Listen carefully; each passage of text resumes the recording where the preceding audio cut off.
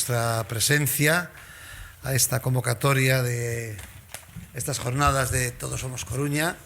Agradecer también la presencia de mis compañeros concejales Antonio, Roberto Rodríguez, Juan Carlos Varela y mi querida compañera Peñalosa. Yo para los nombres ya sabéis que soy... Daros a todos y a algunos amigos también que les guardo un cariño tremendamente especial por situaciones que a veces te ponen la vida y te ponen momentos, sobre todo en temas de extranjería o temas de personas que pasan problemas, te ponen cerca y te unen de por siempre. Pero bueno, daros a todos la bienvenida, sobre todo a Cristina, darle las gracias por ese trabajo que lleva haciendo tantos años en el Partido Popular, trabajando con todos los temas de extranjería, con los extranjeros, y esa labor tan buena que hace, y por supuesto a nuestro conferenciante, compañero Borrajo, que sabe, abogado como yo, pero yo no soy especialista en derecho matrimonial, él es especialista en extranjería y nos va a hablar después de todos los problemas técnicos y legislativos que tiene este nuevo reglamento. Yo voy a ser breve, solamente daros las gracias, ya digo, la presencia, igual que lo dije al principio, y un poco decir que todos, yo cuando hablamos de la migración y hablamos de Coruña, creo que hablamos de algo de nuestras propias vidas, de nuestras propias vivencias y de nuestra propia existencia. La Coruña tiene un lema antiguo, pero que es de verdad, siempre está vigente, ¿no? La Coruña nadie es forastero. También fue una ciudad de emigrantes, ¿no? Hubo mucha gente que desde el puerto de La Coruña fue a buscarse la vida hace años a otros países, sobre todo Argentina, Venezuela, Cuba o Estados Unidos, y también ahora que hemos recibido mucha gente de otros países. Y yo creo que somos una ciudad de acogida. Como pueblo emigrante y pueblo inmigrante conocemos las problemáticas que puede tener la emigración. Yo también soy un inmigrante. Familia de inmigrantes, porque toda mi familia emigró y volvió, pero también soy inmigrante porque yo vengo de otra ciudad, vine muy jovencito a esta ciudad de La Coruña buscando, igual que todo el mundo, una oportunidad y aquí la encontré. Y esto por eso lo quiero unir un poco con mi proyecto de futuro, ¿no? En esta ciudad, que es que la gente tenga un lugar de oportunidades. Creo que es muy importante trabajar con la migración, creo que es una riqueza trabajar con los inmigrantes, pero tenemos que hacerlos coruñeses, respetando sobre todo sus tradiciones, sus valores, sus principios, pero que se sientan acogidos en esta ciudad. Y eso quizás es mi proyecto de futuro. Si algún día sabéis que soy candidato a alcalde, me presentaré a las elecciones, y si algún día consigo gobernar esta ciudad, por supuesto, uno de mis pilares o los que va a pasar mis políticas sociales es la integración de los inmigrantes, porque creo que es importantísimo para el futuro trabajar con los protocolos de integración, igual que hice en su momento, como muchos sabéis, cuando fui concejal de Servicios Sociales. Por eso, gracias por estar aquí, en esta ciudad de acogida. Nadie es inmigrante, emigrante o migrante, que también es un término que se utiliza. Lo importante es que todos somos coruñeses, todos nos sentimos coruñeses y que todos juntos hacemos ciudad. Y en un futuro, si yo llego, por supuesto, con todos vosotros cuento para hacer ciudad. Y ya sin más, doy paso a Cristina, que va a hacer la introducción de nuestro maravilloso compañero y conferenciante Borrajo, y daros también, por último, las gracias, y supongo que hoy aprenderemos mucho sobre este nuevo reglamento que se ha hecho sobre la ley de extranjería. Nada más y muchísimas gracias por vuestra atención.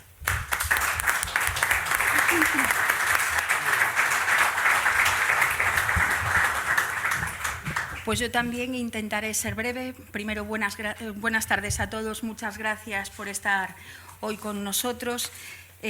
Dar las gracias a los compañeros, amigos, y también a Roberto, Rosalía y a David Nieto por haber hecho que, bueno, David, no sé qué decirte hoy que ha fallado el sonido, pero porque podamos hacer... Teníamos un vídeo precioso, pero bueno, no es culpa de David, es la electricidad. Y cómo no, también a las personas que componen mi comisión y muy especialmente a Jorge Faraldo, que me hace mucha gracia decir mi secretario, el secretario de la Comisión de Inmigración, que es mi gran amigo y mi equilibrio. Hoy, querido Miguel, pues yo podría pasarme toda la tarde, toda esta charla o quizás más tiempo diciendo solo cosas bonitas de ti, Sí, pero creo que las personas se conocen por sus hechos y por sus acciones. Y como bien decías, yo recuerdo la época que Miguel era concejal en servicios sociales y yo colaboraba, bueno, desde la comisión que dirijo, y cualquier persona en la que captábamos un problema, tanto de una asociación como persona, era llamar un WhatsApp a Miguel o a Mercedes y nos ponía inmediatamente en contacto con él. Y Miguel escuchaba y puedo decir que daba soluciones a los problemas. Entonces, con esto, abogado, concejal, diputado, senador, ahora presidente del Partido Popular de La Coruña y también candidato a la alcaldía de La Coruña, que qué bien nos va a venir, ojalá que esto sea así. Yo, como decía, estoy muy orgullosa de pertenecer a este partido. Soy militante desde el 2009, me han dado la oportunidad en el 2013 de dirigir esta comisión de migración e inmigración y es una comisión que, igual que nuestro partido, es una comisión para todos y de todos, como bien decía Miguel, y el acto de hoy se llama Todos somos Coruña también. En este momento está compuesta por 38 personas de diferentes nacionalidades. Las voy a leer para no confundirme: Italia, Polonia, Bosnia, Rumanía, Senegal, Mauritania, Cabo Verde, Angola, Brasil, Paraguay, Colombia, Cuba, Uruguay y, por supuesto, España. Somos el partido de las personas. Como decía Miguel, pues es emigrante, yo soy emigrante, soy hija de emigrantes, cuando la emigración pues era un hasta siempre. Mis padres, que tengo ahí a mi madre, desafortunadamente mi padre se durmió la semana pasada, y tengo que decir que era cuando no existían las redes sociales y que cuando yo recuerdo desde muy pequeña, pero es algo que me ha dejado muy marcada. Mis padres se fueron para Montevideo cuando mi madre era modista en España y mi padre trabajaba en la refinería y decidieron pues esa palabra tan bonita que era América. Y se fueron a América. Tardaron 4 años en tenernos a mi hermano y a mí por las dificultades que tenía la vida.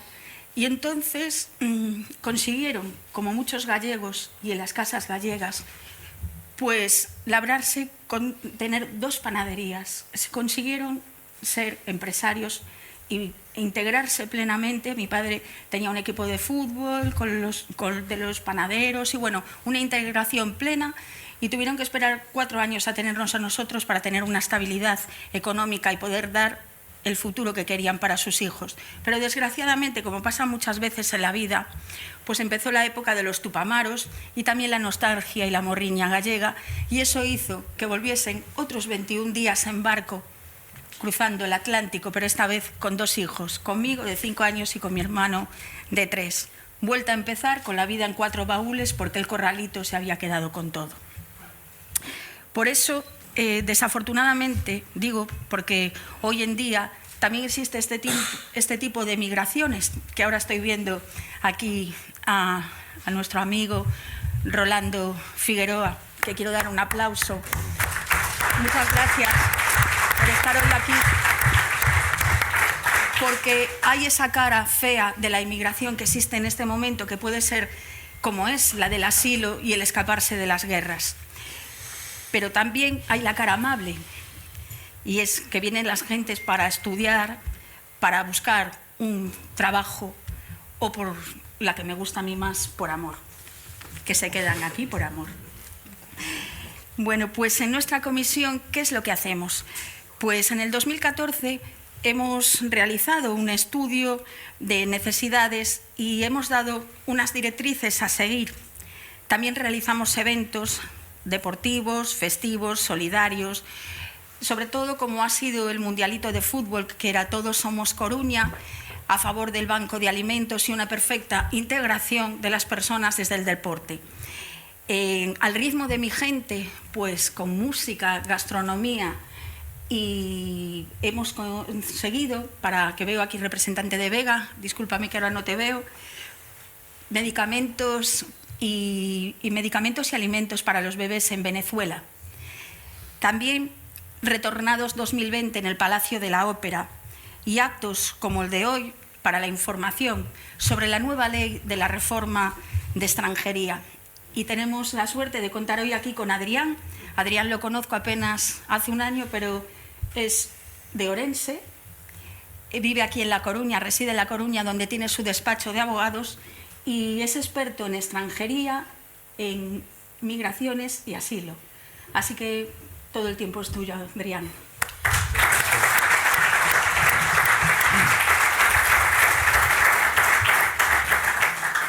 Pues muchísimas gracias. En primer lugar, por nada, agradecer al colectivo, que es el Partido Popular, que hoy me haya invitado aquí, a esta mesa, a poder hablar de lo que es mi trabajo, de lo que es un poco mi día a día. En primer lugar, eso me gustaría personalizar la dificultad que es siempre hablar detrás de gente de renombre, ¿no? Eso evidentemente pues siempre hace un poco más difícil. Intentaré ser lo más profesional posible, dada mi juventud, lo más profesional posible, y estar a la altura de las circunstancias, lógicamente. Nada, agradecerte, Cristina, que me hayas invitado a dar esta conferencia. Cuando me lo propusiste, mi respuesta es, pues me haría muchísima ilusión, la verdad, me haría muchísima ilusión poder hablar de esto, sobre todo por lo relevante que es y también digamos, lo mediático que está siendo. Cuando se organizó esto, de esta jornada, de esta charla, iba a hablar solo de lo que sería la reforma de la ley de extranjería, pero hace unos días, seguramente lo habréis leído, y por lo menos la Voz de Galicia lo comentaba, digamos, más en profundidad, con algún que otro error, que intentaré soslayar, lo que es conocida como la ley de nietos, ¿no? Que seguramente tanto le interesa a las personas latinoamericanas. Y antes de entrar en materia, pues me gustaría, como no, agradecer la presentación de Miguel, compañero de profesión. Muchísimas gracias por tus palabras. Y nada, como has dicho, hace poco tiempo, ¿no? Hace un mes, pues que te postulabas como candidato a la alcaldía de Coruña, como compañero de profesión. Te deseo los mejores éxitos y que todo vaya muy bien. Es curioso, ¿no? Empezaba Miguel con una frase que quería también manifestar, ¿no? En Coruña es una ciudad en la que nadie se siente forastero. Yo también soy de fuera, no soy de origen de aquí, de A Coruña, pero desde que vine me enamoré de esta ciudad y dije, aquí me quedo y no me marcho. Sobre todo cuando eres de interior, pues claro, vienes para aquí y lógicamente pues Coruña, que no se ofende igual a Abel Caballero, que le gusta mucho hablar de esto, pero yo creo que Coruña es la ciudad más bonita de Galicia, por eso también hizo vivir aquí. Aparte vivo aquí cerquita, en la Marina, es una zona privilegiada, un gusto poder vivir aquí. Pero bueno, vamos a entrar en materia, intentaré ser lo menos técnico posible. Dado eso, el foro no quiero aburrir con lo que es esta reforma, este Real Decreto que aprobó el Gobierno hace poco y entró en vigor el pasado 16 de agosto.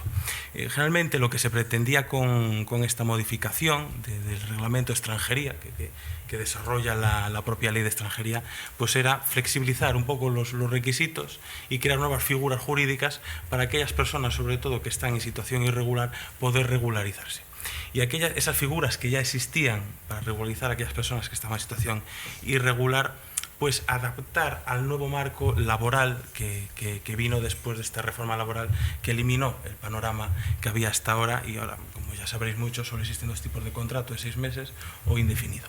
Entonces, claro, muchas oficinas extranjeras estaban, ¿y qué hacemos? Cuando el reglamento dice que, por ejemplo, una persona con arraigo social, que se le exigía 1 año de contrato, ¿qué contrato vale ahora? ¿No? Entonces, el espíritu un poco de la reforma pues venía a ser adaptar un poco al prisma laboral y también flexibilizar esos requisitos. ¿Cuál es el problema que se puede ver cuando uno entra más en la parte práctica a la hora de aplicar cualquier normativa? Que el espíritu del legislador muchas veces encuentra mucha dificultad para encoger un encaje práctico. Entonces, al poco tiempo, siempre que tiene que haber instrucciones y explicaciones por parte del legislativo a ver cómo aplicamos esto. Entonces, voy a intentar, pues evidentemente es imposible abordar minuciosamente lo que en cuestión es la reforma, pero un poco dar las pinceladas a lo que viene a ser y lo que viene a reformar, valga la redundancia. Bueno, en primer lugar, lo que pretende es que la contratación de los extranjeros sea mucho más fácil. Hasta ahora, las personas que no estaban en situación irregular, estaban en situación regular y querían venir a España a trabajar, pues necesitaban eso, aparte de un contrato de trabajo, que ese trabajo no estuviera incluido en lo que se conoce como ese catálogo de difícil cobertura. Es una pena que no funcione el proyector, porque tenía a modo de ejemplo lo que es ese famoso catálogo. Las profesiones que uno entra en el SEPE y descarga el catálogo de difícil cobertura que había hasta ahora, muy poca gente realmente podría conseguir un contrato de trabajo de esas características, porque el que tenía esa formación para esas características pues ya no venía por aquí, se quedaba en su país porque trabajo no iba a faltar. Generalmente suelen ser trabajos o de directivos deportivos, entrenadores deportivos, o sobre todo en la marina mercante. Y en la marina mercante, sea el país que sea, pues el trabajo no suele faltar. Entonces, lo que decidió este gobierno, a mi opinión, con buen criterio, pues ampliar este catálogo.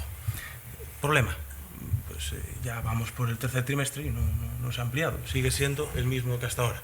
Por lo tanto, una persona que presente en estos momentos una solicitud y no esté dentro de ese catálogo, pues seguramente le venga una denegación, o lo que hacen algunas oficinas, extender el periodo de resolución para ver si acaban modificando ese catálogo. Por ejemplo, también se facilitó a aquellos empresarios que quieran contratar un empleado extranjero y estén aquí. Hasta ahora había que publicar una oferta de trabajo en el SEPE, y si alguien que estuviera en desempleo, que fuera nacional o residente, quería optar a ese puesto, pues tenía que estar publicada esa oferta de trabajo durante un tiempo. Esto sigue exigiéndose, pero no ya ese tiempo tan extenso que había hasta ahora. Ahora, con 8 días, ya el SEPE, si no se cubre esa plaza, que en el caso de que se cubra y haya alguien que quiera postularse a ese puesto de trabajo, pues evidentemente esta persona tendría prioridad. Esta persona nacional o residente tendría prioridad. Si en los 8 días no se cubre, directamente dan el certificado y este empresario podría contratar a esta persona. Una cosa que os voy a decir, en el catálogo parece ser que van a incluir, cuando se actualice el catálogo lo veremos, una profesión que suele ser altamente demandada por personas, sobre todo que están en situación irregular y piden un arraigo, que es los empleos de la hostelería. A veces es cierto que al final acaba apareciendo en ese catálogo de difícil cobertura en alguna provincia alguno de estos puestos de trabajo, porque sí facilitarían a mucho empleado extranjero que pueda entrar en esa profesión. Después, también se limitan todas estas trabas burocráticas que había, entonces unos requisitos bastante extensos y la verdad que era como un muro de hormigón para aquellos extranjeros que quisieran venir aquí a desarrollar su proyecto empresarial, a ser autónomos.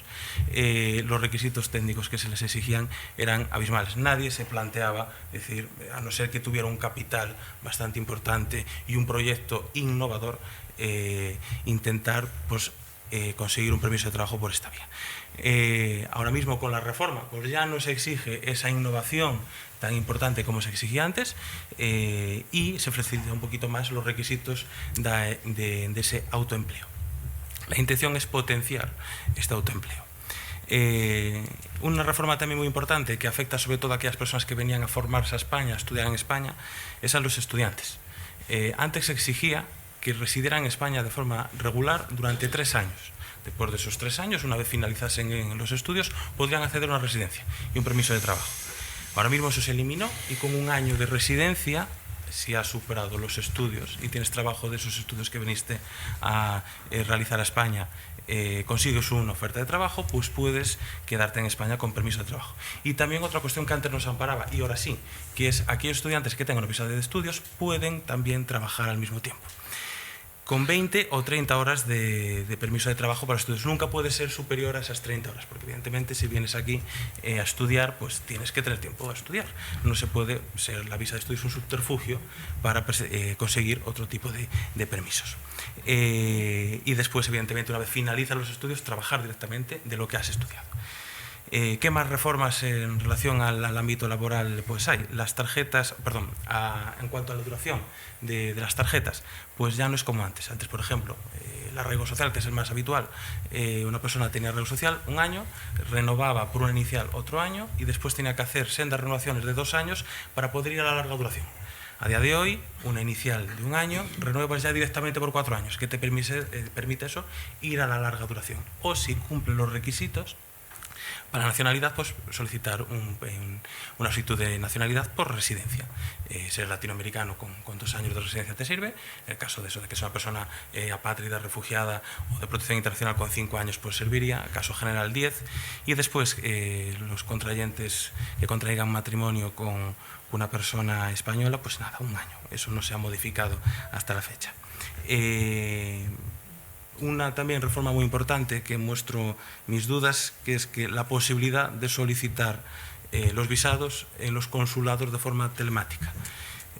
Tengo muy serias dudas de que esto se pueda llegar a realizar, porque no sé si alguien aquí igual tiene un poco más de conocimiento de cómo están los consulados españoles por el mundo adelante, pero realmente las situaciones que tienen son realmente precarias, salvo en los visados, salvo en los consulados que puedan ser de determinados países de la Unión Europea, exceptuando Estados Unidos, Canadá. El resto de consulados que tienen una carga excesiva de solicitudes, dudo que tengan los medios necesarios para realizar esto de forma telemática. Y lo que es más, que cuando uno solicita o hace cualquier trámite, aquí alguien que tenga certificado digital o DNI electrónico y haga trámites de forma telemática, pues bueno, sabe que hace falta pues, tener esos certificados para poder autenticarse en la red. No sé yo si en algunos países de Latinoamérica podrán poner en marcha esto, o lo que veo más complicado, que por parte del Ministerio de Asuntos Exteriores, que es el que gestiona el tema de los consulados, pues se reconozca pues esos certificados que pueda otorgar un tercer país. Entonces esto es, en mi humilde opinión, pues más un brindis al sol que una realidad práctica. Lo que al final va a ser, pues como está siendo hasta ahora, que en cualquier país de Latinoamérica, me refiero a Latinoamérica porque es el país que más solicitudes de visados pues se realizan. Pues va a ser como hasta ahora, pues pedir cita es tedioso, te dan cita para varios meses vista, y cuando quieras venir para aquí, como tengas una urgencia de querer venir, pues realmente es muy complicado, es muy complicado. Una gran modificación que se ha hecho, y seguramente fue la que más salió en los medios o la que más polémica pudo haber sido, son los conocidos como los arraigos, los famosos arraigos, que no es otra cosa que las circunstancias excepcionales. Una persona que está en situación irregular en España, pues para poder modificar su situación y tener un permiso de residencia, pues hasta ahora había el arraigo social, que era el que se solía demandar con más asiduidad, el arraigo laboral y el arraigo familiar, muy vetado. Generalmente, hasta hace poco, el arraigo familiar era solo para padres de hijos españoles y algún que otro capítulo más. Ahora eso se ha modificado. El arraigo social pues sigue siendo un poco similar como ahora, pero se adaptó a lo que era lógico que se adaptara, que es a la realidad del mercado laboral. En el sentido, antes, dependiendo de qué oficina de extranjería echases una solicitud, la respuesta podría ser muy variopinta. Coruña siempre solía exigir pues eso, que se adaptara al convenio y al salario mínimo interprofesional, y por ejemplo otras oficinas como Madrid, he visto alguna denegación porque cuando se presentaban las solicitudes, o por ejemplo Barcelona, el contrato no era indefinido. Un contrato indefinido, entonces no había una denegación. A veces se producían esos casos. O, por ejemplo, que eso se produjo cuando se hizo la modificación, pues salieron unas instituciones para intentar aclarar el tema este. Hasta hace poco la disparidad de criterios de oficinas de extranjería era enorme. Madrid a veces solía pedir, pues por cada mes de residencia, porque hay que acreditar, por la Regla Social, 3 años de residencia continuada en España. Por cada mes de residencia, una prueba. Porque realmente lo que solían ir las personas extranjeras era con el padrón, y el padrón por sí solo, ya lo tiene dicho el Supremo, no acredita residencia continuada, acredita que usted tiene el domicilio aquí, pero no sé si usted ha vivido aquí, se ha ido a Portugal, aquí no hay fronteras, o se ha ido a otro sitio. Usted tiene que acreditar, principalmente con algún documento público, que durante 3 años consecutivos usted ha residido aquí. Coruña, por lo general, no solía pues poner mucho impedimento, y si el informe de servicios sociales de los ayuntamientos, pues si venía a acreditar, pues mira, esta persona pues sí estuvo empadronada aquí, estuvo en otros sitios, aporta documentos que viene un poco a garantizar que esta persona sí reside en España y no hay salidas, y después se comprobaba con los pasaportes, pues solía dar el visto bueno. Pero bueno, ahora con la reforma, pues con ese contrato de trabajo que exigen ahora, respecto al tema de la residencia, sigue siendo igual, 3 años, hay que demostrar 3 años aquí, y aportar un contrato laboral. Ese contrato laboral ahora ya dice concretamente la normativa, que era antes lo que se iba a la interpretación.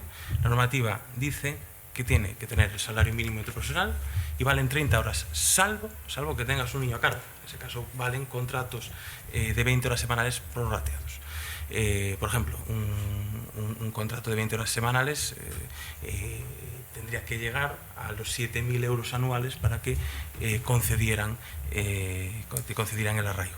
Evidentemente, las figuras comunes para todos, carecer de antecedentes penales, aportar pasaporte completo y estas cuestiones. El arraigo laboral, aquí hubo una modificación muy importante. Hasta ahora había disparidad y había que ir a lo que decía la doctrina jurisprudencial. El arraigo laboral por fin se mete y concreta que lo pueden pedir tanto aquellas personas, tienen que estar en situación irregular. Antes había un poco la duda, pero ahora ya dice concretamente la normativa, las personas tienen que estar en situación irregular. Entonces, en esa situación irregular aportan, o mejor dicho, acreditan que han trabajado, ya sea en situación regular, 6 meses en el periodo de un año, y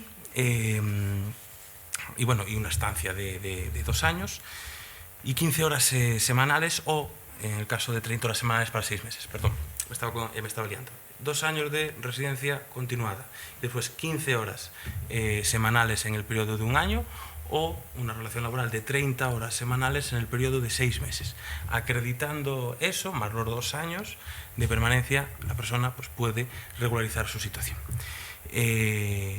Esto, ¿quién lo suele utilizar mucho? Aquellas personas que vienen, piden asilo, que bueno, eso es otra cuestión que nos ha modificado, que me gustaría aprovechar, ya que tengo el micrófono aquí, la situación que están viviendo muchas personas que demandantes aquí en la ciudad de Coruña y en el partido, digamos en la jurisdicción de la Policía Nacional, de la Unidad Extranjera de aquí de Coruña, que están viviendo es dramática, realmente dramática. Pedir una cita de asilo en Coruña es imposible, completamente imposible. ¿Puedes pasar dos seguidas? Eso es un milagro. Es que no estaba, creo. Eso es un milagro. Ya meses. Estaba con... Porque hasta hace poco, de hecho también me gustaría denunciarlo aquí públicamente, había gente que se dedicaba a vender citas, a vender citas de asilo, que es una cuestión, no sé si alguien estaba ahí levantando la mano. Sí. La policía lo que hizo a buen criterio es quitamos la página web, lo pedís por correo, y así por lo menos esquivaban un poco los correos de lo que salía. A mí en el despacho por lo menos me ha perjudicado, pero tengo entendido que, claro, tengo entendido de que hay despachos que tienen un volumen muy importante y se manda mucho correo a extranjería de petición de asilo, pues la policía pide igual explicaciones. A mí no me ha pasado, pero he escuchado el comentario. Pero bueno, la situación en la que se ven muchas personas demandantes de protección internacional, que bueno, ya no entro en el tema de si muchos de ellos tienen derecho o no tienen derecho. La cuestión es que como Estado democrático, que tenemos unos compromisos internacionales, pues tenemos que dar esa vía de que la persona que la pida, pues que lo tenga que esperar, sin exagerar, cerca de un año, para tener la entrevista de vengo a pedir protección internacional. Por poner un hecho concreto sin dar nombres, una compatriota venezolana que trabajó en Venezuela en el Poder Judicial se tuvo que marchar por lo puesto porque aparecía, según me contó, en una lista. Entonces se tuvo que marchar. Vino aquí y claro, desconocimiento, ¿no? La policía, cuando según entra en la frontera, pues ahí puedes pedir asilo. La policía le decía, me tienes que dejar usted su pasaporte. Y dijo que no, era la única documentación que tenía, que no dejaba el pasaporte. Entonces, pues no le dejaron en ese momento pedir asilo. Llegó aquí, entonces empezamos con los trámites para pedir asilo en la unidad de extranjera de la Policía Nacional y a los 7 meses pudo ir a hacer la manifestación. Aún está a esperas y hace 4 meses para que vaya a tener la entrevista. Y después de esa entrevista tiene que esperar, si quiere trabajar de forma regular, 6 meses. ¿Qué decía el gobierno? Vamos a bajar esto a 3. fin y al cabo, pues mira, da igual. La cuestión, yo creo que, en mi modesta opinión, lo que habrá que hacer es dotar a la policía de medios, para empezar, y también de recursos y más personal, para que pueda agilizar estos trámites. Y cuando alguien pida una cita, pues a las semanas pueda ir a manifestar su voluntad de que quiero pedir protección internacional al Reino de España. Y después ese expediente irá a la OAR, a la Oficina de Asilo y Refugio, y verán si cumple o no cumple los requisitos. Lo deniegas, pues se te lo deniegan, pues ya tienes tu vía de recursos. Pero lo que no puede ser es que estés esperando un año para que te digan, lo manifiestes, y después pues se te viene denegado bien, y si no, no. Porque hay gente que realmente, si entra dentro de esas características, personas que parecen son víctimas de trata de seres humanos, personas que huyeron de Venezuela, que realmente la circunstancia de los ciudadanos venezolanos es muy concreta, ¿no? En el sentido, piden asilo porque evidentemente no se lo dan, se lo rechazan y le conceden las razones humanitarias. Pero bueno, es una cuestión que el Supremo dice que es perfectamente válida, es un criterio que está establecido y se puede ir por esa vía, porque el asilo recoge también otras cuestiones. Pero bueno, también la unidad de policía, me gustaría también utilizar este altavoz para decirlo, un ciudadano que quiera pedir, a día de hoy, si entras, para pedir la tarjeta, lo que es la TIE, también tampoco hay citas, en el sentido, tienen que esperar. Cuando los para la policía y se quieren identificar, pues tienen que enseñar la resolución. No, si yo estoy renovado. Claro, ¿qué problema hay? Si te cuadra de tener una resolución favorable por una residencia de 5 años, pues ningún problema. La cuestión es cómo tienen una de 1 año, porque después no puedes sacarla a ti si estás cerca del vencimiento. Pues nada, pues te identificas con la resolución y no la pierdas, porque entonces estás en un problema. Pues bueno, esas son cuestiones pues que por mucho que se modifique la ley de extranjería, pues hay que mejorar, y de nada sirve si al final a la administración no da recursos. Y con esto me gustaría ir y saltar a que con esta reforma se pretende, no sé si se ha creado, creo que no, porque antes de venir aquí estuve buceando a ver si había alguna disposición ministerial donde se creaba. La intención es crear la unidad de tramitación de expediente de extranjería, porque hay la idea, o mejor dicho, hay la voluntad de vamos a agilizar, porque la conciencia de que las oficinas de extranjería están saturadas es una realidad intrínseca. Aquí en Coruña, el último arraigo social que me vino concedido, 8 meses, tuve una persona esperando. 8 meses. Paciencia también del empleador, de que quiero contratar a esta persona, espera 8 meses a que pueda contratarla. Claro, ese es también un problema. Y después los extranjeros que se ven con el problema de, claro, en este caso fueron 8 meses, pero hay veces que nos estamos acercando al año. Entonces, claro, el empleador te dice, mira, es que ya cubrí tu puesto de trabajo, entonces nada, es que buscar otro contrato, similares características, comunicar a la extranjería que te permita hacer el cambio, y nada, pues estos son problemas. Al final, si la buena voluntad no se viene acompañada de recursos para que las oficinas funcionen bien, pues de poco sirve. Pero bueno, esperemos que esta unidad de tramitación de expediente de extranjería pues se cree y tenga un funcionamiento, porque va a ir en beneficio de las diferentes oficinas, y también en beneficio sobre todo de las personas interesadas, de los extranjeros solicitantes. Se me olvidaba decir antes que el arraigo social parece ser que ahora ya no va a ser tramitado por las oficinas provinciales de las comunidades autónomas, sino se va a centralizar ese tipo de solicitudes, se va a centralizar, a ver qué función tiene.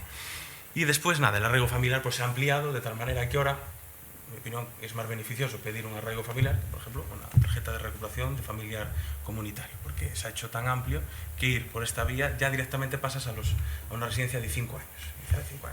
¿Quién tiene derecho? Cónyuges, parejas, hijos y padres de españoles. Y menos de 21 años o más de 65 no hay que acreditar estar a cargo, pero si son más de 21 años o menos de 65, para que poder pedir el arraigo familiar hay que acreditar esa circunstancia de estar a cargo. Vale, pues nada, la residencia pues son 5 años. Y el la gran novedad de este reglamento, pues que es el arraigo para la formación. Desde que se aprobó, pues todos nos preguntábamos, bueno, ¿qué formación vale? ¿No? Pues, de hecho, se empezaron a presentar solicitudes con cualquier tipo de formación. Traje, para no equivocarme, salió al poco tiempo, claro, esto es reciente, ¿qué tipo de formación vale? ¿No? Entonces son 5 distintas, que es una formación reglada permanente del sistema de formación profesional. Cualquier formación profesional la persona puede matricularse, y si ese compromiso, ¿no? Lo que tiene que hacer es rellenar un modelo formalizado que hay en la propia plataforma, y el compromiso de me voy a matricular cuando me la concedan en 3 meses. ¿Vale? Una formación conducente a una obtención de certificación de actitud técnica, o cualquier formación promovida por los servicios públicos de empleo. también entrarían cursos de formación universitaria, ¿vale? Máster oficiales y tal. Esta residencia es por 1 año y prorrogable por otro año en el caso de que la formación que vayas a hacer, pues eso sea, exceda al año, ¿no? Y no se puede prorrogar más, es extraordinaria. Ya después, una vez termines esa formación, con tu empleador solicitas una autorización temporal y trabajo por cuenta ajena de 1 año y después ya vas renovando, porque tendría el carácter de inicial. Bueno, esto sería un poco así. Evidentemente me quedan cosas en el tintero porque es un poco más extensa. Ahora es más fácil, por ejemplo, traer a los niños. Las madres que quieran traer a sus hijos y regruparlos, pues ya no tienen que... Porque antes, como tuvieras 5 o 7 hijos, pues como no acreditas un sueldo tal, no los podías traer. Tenías que decir, pues ¿a quién traigo?, ¿no? Ahora pues hizo un poco más realista, ¿no? En el sentido de, con que acredites un salario mínimo de profesional, pues bueno, ya puedes reagrupar, traer a todos tus hijos. En el caso de que no llegues ahí, pues bueno, por lo menos acreditar el 110% de lo que es el ingreso mínimo vital. Y después, sean unos, porque lo están cambiando cada poco, creo que están 700 euros, una cuestión por ahí, porque lo subieron hace poquito. 700, creo que están 700 euros, porque son tal más el complemento por hijo a cargo. Y después, por cada niño que quieras traer, 64 euros. Es lo que hay que acreditar. Entonces, bueno, es un cambio bastante importante porque por lo menos ya no es como antes, de que tienes que acreditar pues un nivel económico bastante elevado para poder pues eso, traer a tus hijos, que realmente es un poco estricto además, ¿no? Porque no dejas de traer pues, a tus niños que si hubieran nacido aquí, no habría problema ninguno. Claro, entonces es una barrera a veces un poco burocrática en exceso. Y nada más, la renovación, por ejemplo, las tarjetas de reagrupación familiar, pues ya son de mayor duración y estas cuestiones. Y después, esto sería lo que sería un poco así, unas pinceladas por encima. Si tenéis alguna duda, eso no reparéis en preguntarme y si la sé responder, pues con mucho gusto la responderé. Nada, esto sería un poco lo que fue la reforma solo de lo que es el reglamento de extranjería. Y ahora, pues lo que creo que igual es un poco más interesante, que no entraba dentro en un principio de la idea de este foro, pero bueno, el Gobierno, como sabréis, hace poco aprobó la Ley de Memoria Histórica, que aparte de hablar de muchas cosas, en sus disposiciones adicionales, que aparte es un mecanismo que le gusta a veces mucho al legislador, de alguna ley que habla de cosas, pero en las disposiciones adicionales modifico otras leyes, ¿no? Pues en este caso, un poco en relación, sí, bueno, a ver, bastante en relación, ¿no?, con la Ley de Memoria Democrática, en la disposición adicional 8ª, si no me confundo, pues se habla lo que en Latinoamérica se conoce mucho como la famosa ley de nietos, ¿no? Hasta hace poco, pues los que eran descendientes de exiliados, pues tenían un mecanismo que era la nacionalidad por opción. Una persona tiene en España, está el ius sanguinis y ius soli, ¿no? La forma de adquirir la nacionalidad, pues eres hijo de padre o madre español, pues eres español de origen. Después, si tienes residencia legal y continuada, caso general 10 años, un caso específico 5, 2 latinoamericano y 1 casado con español, pues tienes la nacionalidad por residencia, ¿vale? No eres español de origen, nacionalidad por residencia. Y después está esta, que tampoco es español de origen, que es derivada, y tiene posicionado muchas veces el legislador. O sea, español de origen es que nace aquí, su padre es español, su madre es española. Entonces, con este derecho a opción, bueno, después también hay otras, que para los sefardíes, que se hizo si no me equivoco, es en el gobierno de Mariano Rajoy, que se hizo la nacionalización de los sefardíes, que pensó que se iba a llegar a un público bastante extenso y al final, pues, el público objetivo era grande, eran millones de personas. Al final, no miré muy bien los datos, pero creo que eran en torno a 50.000 judíos sefardíes que se acabaron nacionalizando. Porque, claro, es más fácil, evidentemente, demostrar que tu abuelo era exiliado que en 1492 pues, Isabel y Fernando el Católico pues, expulsaron a tus tatarabuelos. Claro. Algunos iban con las llaves, ¿no?, de las antiguas casas que tienen aquí. Era muy curioso, muy curioso. Pues nada, ahora la nueva, la que se conoce como Ley de Nietos, da la opción, porque es la nacionalidad por opción, de adquirir la nacionalidad a aquellas personas que sean hijos o nietos, pues se lo conoce como Ley de Nietos, se extendió una generación más, de los que fueran exiliados españoles y hayan perdido la nacionalidad o tuvieran que renunciar a ella. También tienen opción a ellas los hijos de aquellas españolas que por casarse en el extranjero con un español, con un ciudadano extranjero, mujeres españolas que por casarse en extranjero con un ciudadano extranjero perdían la nacionalidad. Matizo esto por una cuestión. El Código Civil, hasta la entrada de la Constitución de 1978, la mujer adquiría la nacionalidad de su marido. Entonces, si te ibas al extranjero, ejemplo práctico, chica joven de en torno a los 20 años que se marcha de España, va a Argentina y se casa allí con un argentino,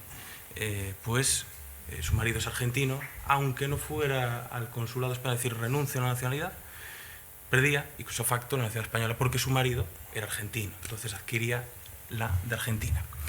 Pues los descendientes, los hijos de estas mujeres migrantes, pues podrán solicitar por opción la nacionalidad española.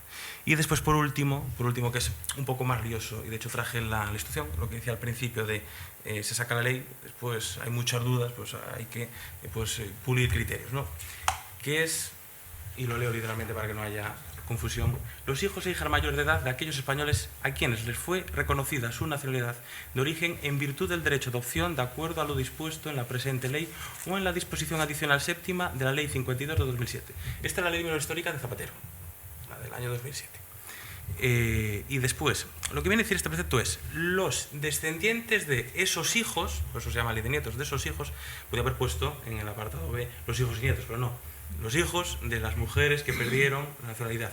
Y pues en el siguiente precepto dice, pues los hijos de esos hijos también pueden, ¿vale? Y claro, los nietos, o sea, podrían haberse puesto un poco más fácil, bueno, los hijos de esos hijos también pueden, o sea, los que vayan por esta ley, del apartado anterior, o los que en su momento se adhirieran a la ley que no se llamaba de memoria histórica, la de Zapatero, se adhirieran a ella, porque tenían un plazo. Si tu padre obtuvo la nacionalidad, tú seas menor de 21 o eres mayor de 21, pues tienes un plazo para hacerlo. Ahora se barrió ese plazo y es todos los que entren en este apartado A, B y C de la ley, tienen 2 años desde la entrada en vigor de la ley de memoria democrática para pedir la nacionalidad. Tienen 2 años para iniciar los trámites. Se hace en el registro civil cercano al domicilio o en la oficina consular cercana del país en el que se resida. Aquí, ¿cuál es el problema que veo yo, lo que va a ser más complicado? Va a haber un aluvión, lógicamente, de solicitudes de mucha gente que tiene derecho. Pero el problema va a ser que den acreditado que su familia pues, fueron exiliados. Porque aquí hay 3 cuestiones, que también traje en la aclaración porque no tiene desperdicio. Claro, aquellos que, ¿cómo demuestras que eres exiliado? Bien, pues primero, tienes que aportar un documento que acredite haber sido beneficiario de las de pensiones otorgadas por la Administración española a los exiliados, que prueba, esto ya de por sí es una pensión por haber sido exiliado, prueba directamente que eres exiliado. ¿Cuál es la cuestión? La gente que tenga estas pensiones ya puede pedir directamente la nacionalidad por la residencia, porque van a estar residiendo aquí, porque eso no van a tener derecho a esa pensión. Y después, las personas que tienen esta pensión tampoco son tantas. Entonces, muy poca gente va a tener, digamos, esta pensión. ¿Qué más? Documentación de la Oficina Internacional de Refugiados de Naciones Unidas. Pocos españoles, cuando se iban al exilio, iban a Naciones Unidas a pedir esa certificación. Y lo que va a ser también bastante complicado, certificaciones o informes expedidos de partidos políticos, sindicatos o cualquier otra entidad o instituciones públicas o privadas debidamente reconocidas por las autoridades españolas.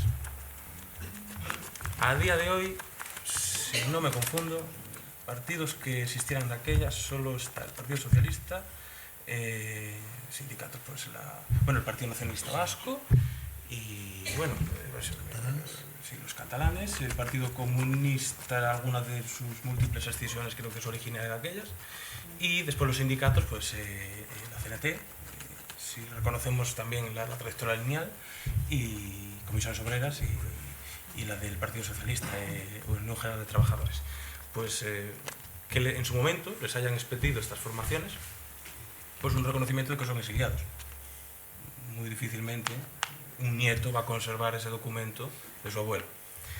Y después, esto es lo que tienen que aportar en el caso de que estas personas, porque después vamos a la siguiente parte, las fechas, hayan salido antes del 36, del 18 de julio del 36, fecha del lanzamiento, o después del 31 de diciembre de 1955. El 31 de diciembre de 1955. Que fue, si no me equivoco, cuando se aprobó la amnistía y permitió el régimen o sea, se permitió la dictadura, que volvieran aquellas personas que no hayan cometido delitos de sangre, que se les perdonarían pues sus pecados, bueno, sus delitos. Se les perdonarían pues sus delitos. Los que excedan de esas fechas, si están dentro de esas fechas, no tienen que acreditar nada, se va a considerar que son de por sí, sí. Los que estén dentro de ese arco, que salieron de España, no entraron en el país, porque a veces tenían que hacer un periplo bastante extenso, igual salían de España y tardaban meses en llegar a donde quisieran. O igual, por el medio se quedaban en este país, después iban a otro, con mucha gente se marchaba de aquí, se iba para Francia, después en Francia llegan los nazis, pues me marcho para México, me marcho para Argentina. Entonces no es cuando entraron en el último país, porque muchos también perdían los pasaportes por el camino. Claro, es cuando salieron de España. ¿Cuál es el problema aquí? Acreditar que saliste de España, porque salías por puestos fronterizos generalmente que no estaban vigilados, porque si estuvieras, claro, dependiendo también de qué bando fueras, en qué parte de España estuvieras, pues salías de una forma u otra. Claro. Entonces va a ser muy difícil acreditar esto. Y después, si no eres el primero, estás en el primer supuesto de haber recibido, ser beneficiado de una pensión por exiliado, estás en los demás, pues tienes que a mayores aportar registro consular, pasaporte de aquella época, sumado a aquel documentación de la ONU o aquella certificación del partido, sindicato, institución pública reconocida por el Estado ahora, no en aquellas. Tienes que sumarle pues algún documento, como el pasaporte con sello de entrada y salida, y la certificación del registro de matrícula de la oficina de aquel momento, certificado del registro civil local del país en su momento. O sea, eso es una cantidad de documentación que, vamos, es muy difícil conservarla. Por poner un ejemplo práctico, porque me gusta a veces ir a la casuística, en el despacho, cuando salió esto, estuve con un chico que era argentino y nada, llegó aquí como turista y se quedó, se quiso quedar y se quedó. Entonces ahora salió esto, pues evidentemente me iba a preguntar, mira, mi abuela se fue, y se fue en agosto del 56, por 6 meses. Entonces están buscando la familia, la forma, hay forma de ver, no cuando entró en Argentina, porque el sello que tiene el pasaporte es de la entrada. Conservaban el pasaporte, que es curioso, conservaban el pasaporte. Y el registro, el certificado, porque claro, después tienes que hacer el ITER, de acreditar que es tu padre o tu madre, y después acreditar que es hijo de ese descendiente de persona que se fue en esas fechas. Entonces, claro, están haciendo, pues eso, recopilando toda esa información y va a ser una cosa bastante tediosa. Por lo tanto, creo, en mi opinión, es una ley, una disposición adicional que se conoce como la ley de nietos, que genera mucha expectativa, pero no sé, al final, en el sentido práctico, cuántas personas podrán acreditar documentalmente todo esto. Entonces, al final, resumiendo, ¿para quién está hecho? Para aquellos que han acreditado que salieron después del golpe de Estado y antes de la amnistía de la dictadura de Franco. Los que salieran en ese periodo, pues no van a tener que acreditar nada. Los que no salieran en este periodo, que se pongan a rebuscar los baúles, porque eso no va a haber forma de que den acreditado que su familiar pues era exiliado. Y nada más, pero creo que me he extendido demasiado. Lo siento mucho.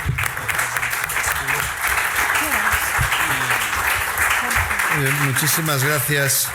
Y nada, quedo a vuestra disposición. Adrián Borrajo Rodríguez. Ahora voy a decir el nombre completo porque ella te llamó Adrián. Yo como compañero te llamé Borrajo, porque entre los compañeros nos sabemos llamar por el apellido, pero tu nombre completo es Adrián Borrajo Rodríguez. Oye, muchísimas gracias por la conferencia, muchísimas gracias porque ha sido muy ilustrativa, de verdad, de todo este tema que es de reciente actualidad y va a ser, sobre todo ahora, a partir de ahora, con todas estas modificaciones, pues vamos a tener una serie de solicitudes y de consultas sobre todo lo que va a pasar. Yo ahora quería abrir un turno de preguntas, porque tenemos 15 minutos, pero podemos aprovecharlos, porque si alguno queréis hacer alguna pregunta al conferenciante, pues a vuestra disposición. Yo tengo una, pero bueno. Bueno, pues voy a romper yo el hielo y o va a haber... perdón, pregunta. Tengo uno, porque me toca personalmente. Un extranjero a día de hoy con la nacionalidad española, en mi caso su hija menor, le tocaría creo que lo subrayaste, no es por derecho. No, o sea, un extranjero que adquiere la nacionalidad por residencia, ¿su hija qué sería? Sería española de origen. Si nace después del periodo. Claro, si nace después de la residencia. Si es antes, no. Efectivamente. Si nace después de la residencia... Ella estuvo aquí, Sí, no se dio a adaptar, volvió allá, sí, pero ya estuvo aquí con su residencia, fue al cole y todo eso. sí. Y se volvió, y justo cuadro con... Claro, aquí con el COVID, lo importante... continuamente. Claro. Y se le caducó... Ah, entonces, no, claro. Aquí lo importante, lo que decía la compañera, es cuándo nace, si antes o después de que tú hayas adquirido esa Antes, residencia. antes. Antes. Entonces, claro, después es importante ese plazo que se pide, dependiendo del criterio que sea, 10, 5, 2 o un año, ese plazo que se pide se interrumpe en el momento que la persona pasa bastantes días fuera de España. Claro, 180 días seguidos. En el sentido, no es acumulativo, o sea, tú puedes entrar y salir todos los días, que la cuestión es que no sumes, o sea, que no desde que sales hasta que vuelves no pasen más de esos 180. Entonces, en el momento que vuelves, claro, en el momento que vuelves empieza el contador a Tiene que cero. volver a reiniciar Empieza el contador a cero. el periodo de residencia. Sí, es un... Perdón, una cosa. ¿Las personas del fondo escucháis? Sí. Vale, era porque como... Si no, por si acaso. Vale. Sí. Porque si podéis levantaros cuando hacéis la pregunta para que se escuche mejor. Al no tener micro, lo sentimos, perdonad. Ahí hay una pregunta. Bueno, me llamo Alejandro Mira, quería hacer una pregunta. Por ejemplo, las empresas que tenemos en Galicia, Coruña, que quieren contratar extranjeros, desde mi punto de vista, tras todo lo que hablaste de que, bueno, tras la deficiencia del Ministerio de Asuntos Exteriores a la hora de atraer extranjeros y mano de obra para que trabajen en nuestro país, ¿por qué nuestras empresas, por ejemplo, las pesqueras, las del IBEX 35, por ejemplo, por qué no hacen un pequeño comité o asociación para facilitar la entrada de extranjeros, tanto de Latinoamérica, África, porque sería más fácil y el Estado no estaría tan metido en el medio? Es una manera de poder atraer mano de obra y a la vez poder sustentar el problema de mano de obra que hay en España, para que esta gente se pueda adaptar, igual que nosotros en Suiza o en Noruega. Sí, lógicamente. Es una pregunta muy interesante. Aparte toca el único aspecto que no mencioné, que es la contratación en origen. Dije yo, esto es muy concreto, no creo que haya aquí algún empresario. Pero bueno, diste la diana. Diste en tu pregunta con la clave. Que se junten y que no dependa tanto el gobierno. Es una pena que la contratación extranjera depende directamente del Consejo de Ministros, que tiene que sacar las directrices y tal. Sí es cierto que con la nueva reforma se intenta flexibilizar todo eso y se ha flexibilizado de una manera, pero bueno, sigue estando muy encorsetada la forma en la que se contrata en origen. Y después, no sé si te refieres más a contratar a las personas en origen o a contratarlas cuando ya están aquí. Sí. Y porque la contratación en origen es más masiva, o sea, no es para contratar a una persona solo, sino a bastantes personas, pues... En España, ¿no? Tenemos las empresas del IBEX 35, ¿no? Sí. Por ejemplo, Florentino, Amancio Ortega, quien sea, quiere contratar mano de obra para hacer una obra en España Sí. y no encuentra trabajadores en España, esa empresa multinacional pueda tener un propio comité de empresarios ejecutivos Sí. para que puedan atraer esa mano de obra, porque si no, no vas a solventar el trabajo, vas a caer la productividad y no va a poder crecer ni la empresa y el Estado va a poder ganar dinero porque sería todos los impuestos. Por lo cual, si tú quieres que la mano de obra se facilite para los extranjeros, la única manera es crear, mi punto de vista, cada uno tiene su propia realidad, poder hacer una unión entre empresas y sindicatos. Bueno, sindicatos no os cuento, pero las empresas, para poder atraer capital humano, porque si no, lo que va a pasar es lo que pasa ahora, que hay un colapso humano y económico, que no crecen ni las personas ni el capital. Por lo cual pasa una contracción económica y no hay un crecimiento del país y de la economía. Estoy completamente de acuerdo con lo que indicas. En cuanto a la... Muy bien expresado, Alejandro. Estoy completamente de acuerdo. En cuanto a la contratación, en estos aspectos, pues se debería dar mucha mayor libertad a los empresarios y pues, que se permitiera crear lo que estabas comentando, ¿no? Esa unión de empresas. Y que el Estado, pues su función, la única función que debería tener, pues es garantizar que se cumplan la función que tiene que tener, que se cumplan por los derechos de los trabajadores y ya está. ¿no? Liberar de la absoluta burocracia que conlleva el contratar a personas extranjeras, sobre todo si es en origen, y cuando es aquí, evidentemente, es una empresa de ese calibre, del que estabas poniendo ejemplo, que forma parte del IBEX 35, claro, necesita una gran importancia de mano extranjera. Jugar con los plazos de contratación de personas extranjeras, pues ya al final desbarajusta un poco, pues evidentemente esos plazos son los que se mete uno pues cuando quiere hacer pues un proyecto empresarial. Evidentemente lo que comentabas me parece muy correcto y el papel del Estado el que tiene que ser es simplemente de salvaguarda de que se cumplan los derechos laborales y salariales y ya está. Después la burocracia minimizarla al mínimo para que no sea un bloque que impida la contratación, porque al final eso redunda en contracción de la economía y todo lo que muy bien has indicado. Comparto la opinión en absoluto, por completo.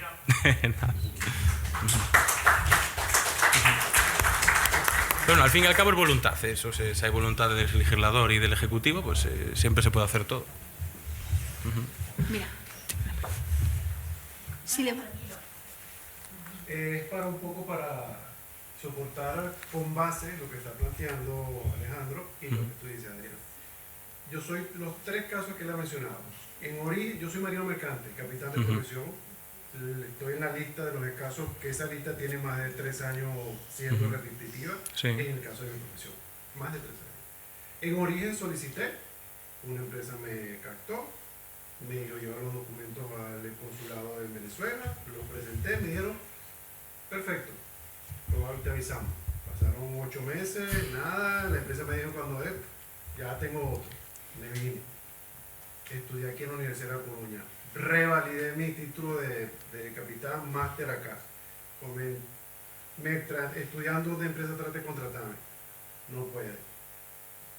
Te concluyó los estudios, una empresa trate de contratarme, una empresa potente del IBEX 35, la anterior también. Viene, yo los documentos aquí, los presento y me dice, van a tardar entre 6 y 8 meses. La empresa, mira, 6 y 8 meses, olvídalo, búscate otro. Los tres casos planteados, con los documentos, la burocracia. Y estamos hablando de unos 3 años atrás que no era que estaba el colapso actual. Efectivamente. El problema, o sea, en mi opinión... Y el último, bueno, después otra empresa, gracias, Rolando, me solicita, bueno, si eres el perfecto, me entrevistan, me llama el día anterior y me dice, oye, pero te falta un requisito, no eres demandante de empleo.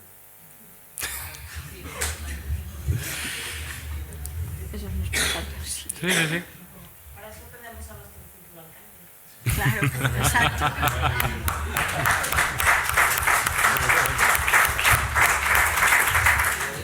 Efectivamente, porque creo que, bueno, lo conoces mejor. Y es lo que plantea él. Sí. Yo me considero un capital humano con una experticia, la garantía de las ganas, el deseo, como lo han dicho los tres. Enamorado, llegué a estudiar, me vine a estudiar, me quedé aquí, pude haber escogido Barcelona para estudiar, Canarias, pero escogí esta ciudad y me costó, me he quedado. A duras penas, dando tubo, me he quedado. En cualquier momento tengo mi licencia. Ya lamentablemente va a tener que aplicar a cualquier país y lo he aplicado. Y me puedo ir en otro momento. No me quiero ir. Tengo una hija y quiero estar con ella aquí. Gracias. Muy bien dicho. Gracias por quedarte. Gracias. Pues sí, solo hacer una pequeña puntualización. Yo veo ahí que uno de los principales escollos son las misiones diplomáticas de España en el exterior. Es un escollo que a veces es como pegarse contra un muro de piedra, en el sentido de, aunque sean funcionarios del Estado español, pues no dejan de ser personas habilitadas, acostumbradas a una burocracia de otro país que no tiene nada que ver con España ni con los estándares europeos. Y con esto no quiero criticar el sistema estatal de ningún país, pero evidentemente las diferencias son abrumadoras y después la desidia con la que funciona un consulado o una embajada. Sobre todo, quitando los ejemplos de lo que hice al principio, porque sí hay mucha diferencia en una embajada en un país europeo a una embajada en otro país. De hecho, no es la última, pero de las últimas con las que tuve que llamar allí para intentar hablar con el funcionario a cargo, me había dicho, no, es que aquí solo trabajamos por la mañana de 10 a 2, de lunes a miércoles. Ah, pero se acaba el plazo el viernes. Ah. Es el mío, ¿eh? Sí. Es que El quiero lunes hacer a una miércoles, pregunta yo, bueno. rápida. Tenemos que... Sí, porque... A Cristina, No es eso. a nuestro futuro alcalde y Adrián, por todo lo que nos han dado. No hay ninguna pregunta al respecto, pero sí es verdad que conociendo a Cristina, conociendo a Adrián y conociendo a nuestro futuro alcalde, yo creo que vamos a ganar sí o sí, porque gracias a ello tengo toda mi documentación en pie. Sí. He de decir que también soy víctima de violencia de género, que me lo está llevando este magnífico abogado, esta persona que es gratificante, Cristina, que me ayuda en todos los aspectos y que por favor lo único que ruego y pido es que siempre la justicia esté de por medio en alto. Aquí lamentablemente no ha habido mucha justicia. En mi caso no hay justicia, llevo más de 10 años en Galicia. He pasado por circunstancias que Cristina lo sabe, que Adrián lo sabe, pero que hoy en día se están llevando a cabo tal cual debería de ser. Me pongo la mano en el corazón y espero tener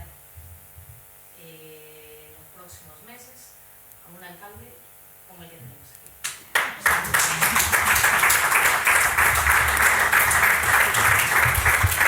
Gracias por vuestros buenos deseos. Tenemos un minuto porque a las 9:30 nos echan. Falta un minuto. ¿Quiere preguntar? Sí, yo me voy a acercar, voy a hablar y preguntar. Sí, pero... Si me permites. Sí, pero a las 9:30 nos cierran, ¿eh? Y quedan 4 minutos. Voy a ser breve, Sí. Sí. Bueno, antes de nada hablo mal español, pero No, para voy nada. a intentar, por la medida de lo posible, explicarme. Antes de nada, es para felicitar a mi amiga Cristina y también para aclarar muchas cosas. No voy a tardar mucho. Yo felicito a Cristina porque hace años que Cristina está luchando por el Partido Popular, porque ella tiene el Partido Popular dentro de su sangre. Hasta esta mañana estaba mirando a la oficina, en mi despacho, los vídeos que estaba con el futuro alcalde, con sus padres en el Palacio, con Feijóo. Entonces, Cristina siempre estando al lado. Ha luchado mucho y ha ayudado mucho a muchos inmigrantes aquí en La Coruña. Yo me presento, me llamo Mariama, soy de Senegal. Y también hay muchas cosas que tenía dudas, porque yo antes, en todos los eventos del Partido Popular, donde me invitaban, con Carlos Negri, con lo demás, iba más para acompañar a Cris como amiga, porque fuera me decían que el Partido Popular no quería a los inmigrantes. Un día en el Facebook, perdón, déjame explicar por qué. En el Facebook, una amiga, ex compañera de un proyecto donde trabaja en España. C'est bon, vis chaque jour comme si c'était le dernier.